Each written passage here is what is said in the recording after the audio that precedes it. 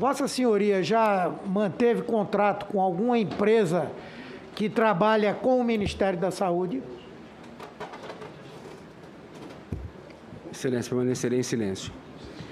Veja que essa aí já é outra questão, não tem nada a ver com esse processo. Ele já advogou 25 vezes para a VTClog.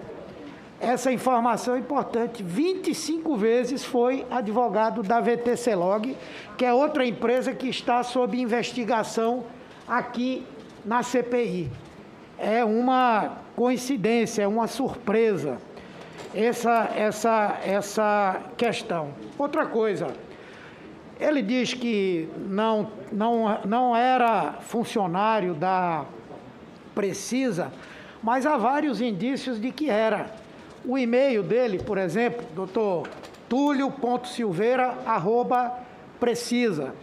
Ele assina o contrato do Ministério da Saúde com a Precisa na condição de testemunha.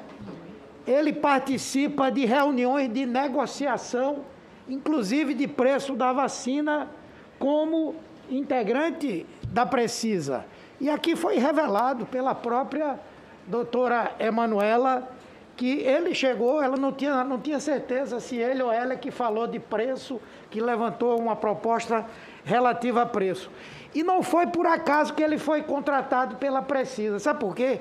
Ele foi durante um ano consultor da OPAS no Ministério da Saúde. Sabe aonde? No Departamento de Logística, que hoje, que até recentemente, não na época que ele foi de 2014, eu acho. Mas ele foi, então era uma pessoa que tinha expertise. Ele foi contratado porque tinha expertise, porque tinha trânsito, porque tinha conhecimento com gente dentro do Ministério da Saúde. Então, essa colocação de que ele é um simples advogado não participa de reunião que faz negociação de preço, de prazo, de quantidade. Um simples advogado não vai assinar como testemunha da Precisa um processo de um contrato que está sendo feito. E mais, Vossa Senhoria, nessa condição de advogado, integrante da empresa, que é uma pessoa preparada, é mestre em Direito Público, já deu aula na ESAF por 13 anos do tema de gestão e fiscalização e contratos. Ainda hoje ele dá aulas sobre licitação e contratos públicos na ENAP. Não foi por acaso que a Precisa foi atrás do doutor Túlio. Agora, como explicar que uma pessoa tão competente, tão preparada, permitiu que se assinasse um contrato com tantas irregularidades? Por exemplo, quando se falou da garantia, que é uma exigência da lei de licitações no Brasil, e que diz que as garantias têm que ser dadas calção em dinheiro ou títulos da dívida pública, devendo ter sido emitido sob a forma escritural, mediante registro em sistema centralizado de liquidação e de custódia, autorizado pelo Banco Central do Brasil e avaliados pelos seus valores econômicos, conforme definido pelo Ministério da Fazenda. Amanhã nós vamos tratar desse tema. Quem foi que deu a garantia desse contrato? Deu a garantia do contrato de compra de camisinha para a Precisa. Uma instituição que não é financeira, não tem relação com o Banco Central, as garantias são pessoais e que se chama FIBBank. Esse FIBBank, olhe, tem que ser muito bem investigado aqui por nós. O que é isso, senador Humberto? É algum banco? Não é um banco, ele não é um banco, ele tem nome de banco, é fornecedor de garantias para o público e o privado. Provavelmente é dirigido por um laranja e provavelmente, pelos rumores que correm, pertence ao senhor Tolentino, que esteve aqui. Na maior disfarçatez, eu não sabia. No depoimento de quem? No dia do depoimento do deputado Ricardo Barros. Ele estava aqui? Estava aqui, Ricardo Barros disse, é meu amigo do peito. Olha aí. Ele disse aqui. Então, esse FIBBank... As peças se encaixam. Esse FIBBank é importante. FIBBank foi ele que deu esse aval para a Precisa, essa garantia. Esse feedback não é aquele que tem um monte de terreno em Curitiba e coloca como lugar... Exatamente. Em torno de 8 bilhões a... É o próprio. Senador Esse. Humberto, E se tem ele nome não é de banco e não é banco. Se ele Tem não é nome de banco, banco e não é como é banco. que ele deu garantia bancária? E como é que o Ministério da Saúde aceitou? Então nós temos que chamar o presidente do Banco Central aqui para explicar esse banco aí, que não existe e existe, dando garantia. E diz que tem mais de 8 bilhões para dar de garantia. Talvez quem possa explicar isso seja o senhor Elcio Franco e o senhor Pazuello. Mas isso aí não explica. Não, inclusive o Ministério da E eles Saúde, que deram aval a esse a contrato. consultoria do Ministério da Saúde não quis aceitar. O Banco Central tem que A explicar. primeira proposta... Também. Tem que explicar. A E a primeira- Receita Federal, porque como é que isso funciona, senador Humberto? Sem a Receita Federal e sem o Banco Central ter conhecimento. Né? E nós temos mais informações aí, parece que... Bom, Bom, eu não adianta- vou falar muito nisso Não, hoje, senão que vai amanhã... terminar o final aí. Amanhã a gente aí- vai conversar. Eu acho até que esse Tolentino devia sentar ali. Devia sentar ali para a gente perguntar a ele. Porque tudo indica que ele é um sócio oculto desse FIBank.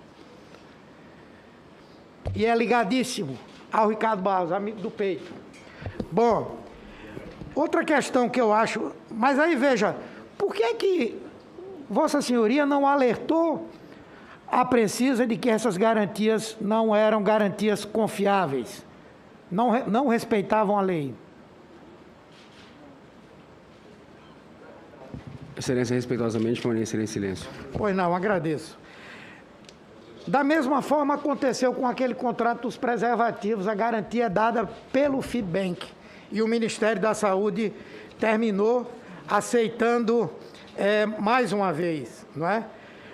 O senhor participou de uma reunião virtual com o secretário executivo do Ministério da Saúde, Coronel Elcio Franco, o assessor do Ministério da Saúde, Marcelo Pires, os secretários de Vigilância em Saúde e de Ciência e Tecnologia, Hélio Angotti e Arnaldo Monteiro, e o assessor do ministro da Saúde, o advogado Zoser Plata Bondim Hardman de Araújo, entre outros.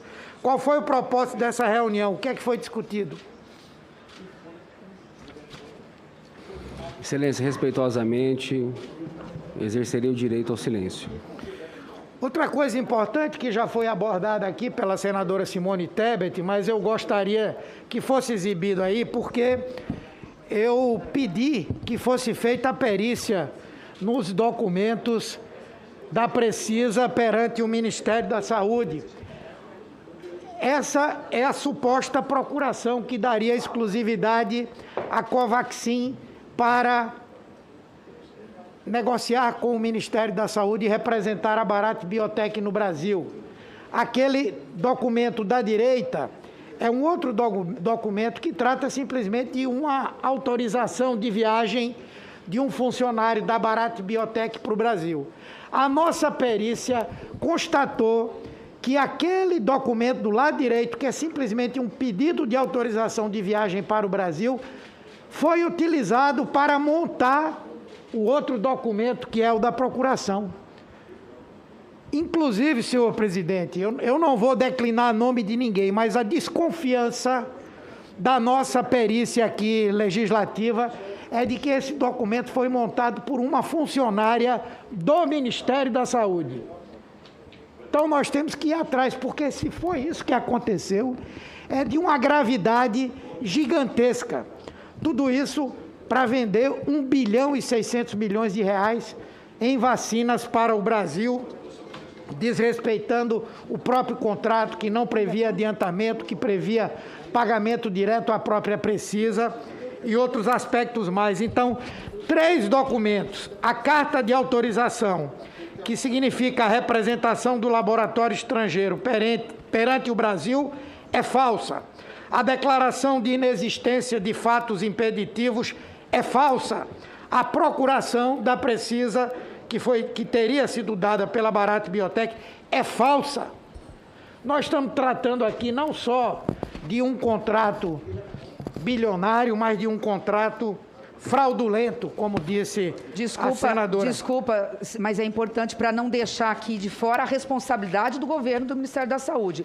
É falsa, documentos fajutos que foram fabricados e muito mal fabricados, montados, que qualquer um consegue enxergar que são falsos e que não tinha tradução juramentada, não tinha registro em cartório, portanto, não poderia ser recebido pelo Ministério da Saúde. Sabe por quê, senador Humberto?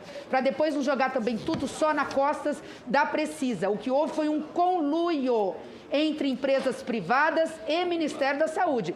Nós não vamos colocar a culpa só numa parte, não. É importante chamar a responsabilidade do Ministério da Saúde nesse momento.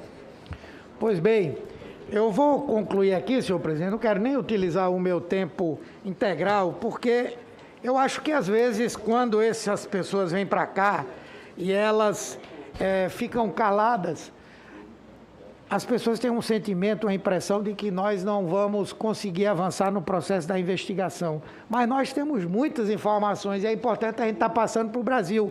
E aí as pessoas entendem por que é que a tropa de choque governista fica tão aperreada e aí não fala, ele não pode falar, a OAB não deixa, não sei quem não deixa. Por que é que a pessoa não quer falar?